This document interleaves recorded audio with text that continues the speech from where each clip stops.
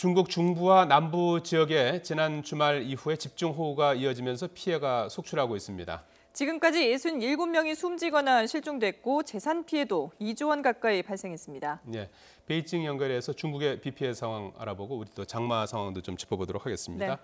박희찬 특파원. 네, 베이징입니다. 예, 먼저 비 피해를 입은 곳이 중국의 어느 지역입니까? 네, 비 피해가 집중된 곳은 중국의 중부와 남부 지역입니다. 저장과 안웨이, 장시, 후베이, 후난, 광시, 수촨, 구이저우, 윈난 등 9개 성과 충칭, 직화시 등 모두 10개 성급 지역이 피해를 입었습니다. 상당히 피해 지역이 넓은데요. 폭우가 언제부터 내리기 시작한 겁니까? 네, 이번 비는 지난 주말인 18일부터 집중해서 내렸습니다. 지금까지 누적 강수량을 보면은 적게는 100mm에서 많게는 400mm 가까이 내린 곳도 있습니다. 지역적으로는 장시성 지구장이 396mm로 최고 강수량을 기록했습니다. 비 피해를 본 현지 주민들의 말을 잠시 들어보겠습니다. 一看，哇，这那个雨下得很大，瓢泼大雨，那个水啊，就是从我家那个后门呐，后门进，前门出。有来的多啊，有来的猛。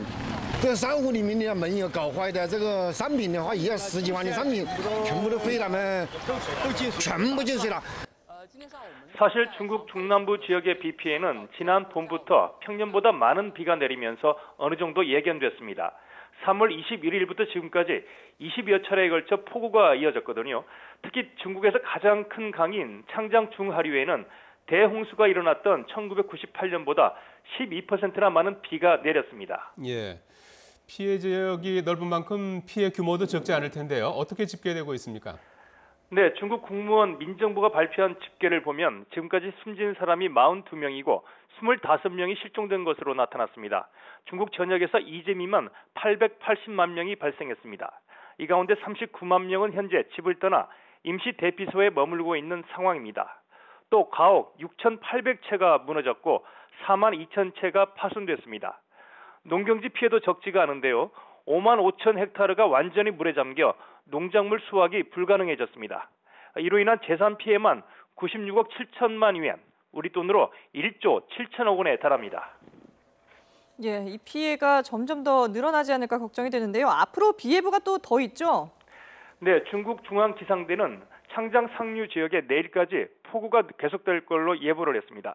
여기에 남부 지역의 폭우도 다음 달 초까지 지속될 것으로 전망되고 있고요.